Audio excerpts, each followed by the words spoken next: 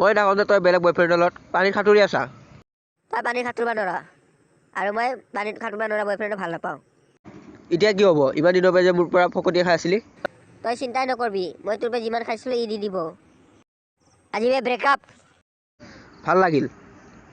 ছোৱালীবিলাকে কাপোৰ সলনি বয়ফ্ৰেণ্ড সলায়, দেখা পাই ভাল লাগিল। লেট্ৰিনত ইমান সময় কিয় লাগিল? মা মোৰ পাইলছ হৈ গৈছি।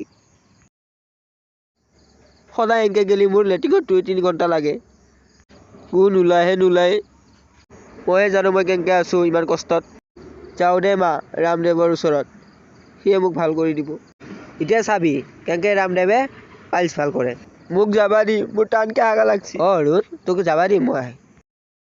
কেতিয়া যাবা দিবি মোক? কেতিয়া যাবা দিবি? সোনকালে যাবা দি মোক, হাগা লাগছি টানকৈ। আৰে কোন মৰম নহয় হাগু কৰি আছে?